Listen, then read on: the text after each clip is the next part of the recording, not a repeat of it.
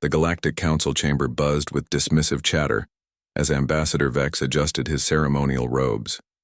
Representatives from 12 species had gathered for what they considered a routine negotiation with the newest applicants to the interstellar community, humanity.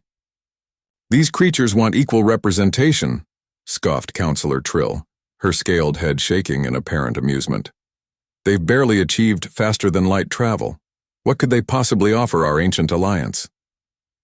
Captain Blake stood at the center of the massive circular chamber, his dress uniform crisp despite the long journey from Earth. Behind him, 2 junior officers maintained perfect posture, while the alien dignitaries continued their mocking deliberations. "The humans request trading rights, military cooperation agreements, and full membership status," announced the Council Secretary, a floating entity of pure energy. "Standard protocol requires unanimous approval." A chorus of negative responses filled the air. The reptilian delegates hissed their disapproval. The insectoid representatives clicked their mandibles in what Blake had learned meant absolute rejection. Even the more diplomatic mammalian species shook their heads. "Impossible," declared Prime Minister Gorth of the hegemony. "Humans have no proven military capability. They possess no unique resources. Their technology remains primitive by our standards." Blake stepped forward, his voice calm but carrying clearly across the vast chamber. "With respect, honored representatives, I believe you're making assumptions based on incomplete information." "Assumptions?" Counselor Trill's laugh was a harsh screech. "Human, your species has existed for mere millennia. We have maintained galactic peace for over 50,000 years. Your primitive weapons and single-system civilization hardly qualify you for membership in our exclusive alliance." The captain's jaw tightened slightly, but his diplomatic training held firm. Perhaps a demonstration would clarify matters. "A demonstration?" Ambassador Vex leaned forward with interest. "What could you possibly show us that would change our minds?" Blake activated his communication device. "Commander Davis, please bring the ship to visible range." The chamber's massive viewing screens flickered to life, showing the space surrounding the council station. At first, nothing appeared unusual. The delegates began murmuring among themselves, assuming this was another human bluff. Then the ship appeared. What materialized before them defied every assumption they had made about human technology. The vessel stretched nearly 3 kilometers in length, its hull a matte black that seemed to absorb light itself. Angular and predatory, it looked nothing like the crude metal boxes they expected from a primitive species. "Impossible," whispered the secretary. "Our sensors detected no approaching vessels." "That's because you weren't looking for the right signatures," Blake replied evenly. "The UES Retribution uses technology your scanners aren't calibrated to detect." Counselor Trill's composure cracked. "No species develops stealth capabilities without first mastering basic space warfare. This must be some sort of illusion." Blake's expression remained neutral. "Commander Davis, please demonstrate our defensive capabilities." The ship began to glow.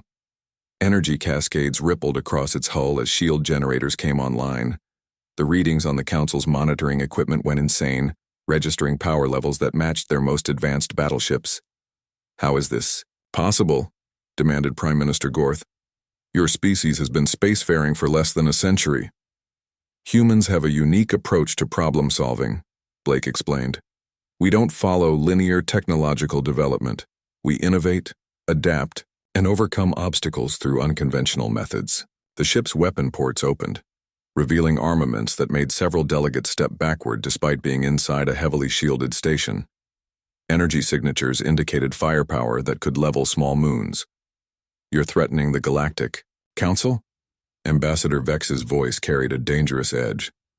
"Not threatening," Blake corrected. "Demonstrating. You dismissed our capabilities based on outdated assumptions. You ignored our request for peaceful cooperation. Perhaps now you understand that humanity isn't seeking charity or protection. We're offering partnership." Counselor Trill's scales had paled to a sickly green. "If humans possess such military capability, why haven't you conquered your neighboring systems?" Blake's smile was grim. "Because conquest isn't our goal. We prefer cooperation. However, We won't be dismissed or ignored simply because we're newcomers to galactic society. The viewing screen shifted to show the ship's full arsenal, coming online. Missile bays opened, revealing warheads that registered as antimatter-based weapons, energy cannons that could punch through any known shielding locked onto predetermined coordinates. Commander Davis, Blake continued, please transmit our technical specifications to the Council. Data streams filled the secondary screens. The assembled delegates stared in growing horror at weapons technology that surpassed anything in their combined arsenals, propulsion systems that could outrun their fastest scouts, shielding that could withstand direct hits from their heaviest battleships. This changes everything, the Secretary whispered. Does it? Blake asked. Humanity came here seeking friendship and mutual cooperation. We offered our knowledge, our resources, and our commitment to galactic peace. You rejected us based on prejudice and assumptions. Prime Minister Gorth cleared his throat nervously. Perhaps we were too hasty in our initial assessment. Perhaps you were, Blake agreed. The question now is whether the Galactic Council is truly interested in cooperation, or if you only respect those who can threaten you. The chamber fell silent except for the hum of various life support systems. The massive human warship hung in space like a dark promise, its weapons still active but not yet threatening. Ambassador Vex was the first to speak. Captain Blake, humanity's application for Galactic Council membership will be reviewed immediately. With full consideration of your demonstrated capabilities, Blake nodded curtly. That's all we ever wanted. Equal consideration and mutual respect. As the council delegates began urgent discussions about humanity's unexpected military might, Blake allowed himself a small smile. Sometimes the only way to earn respect was to show that dismissing humans came with consequences they weren't prepared to face. The galaxy would never underestimate humanity again.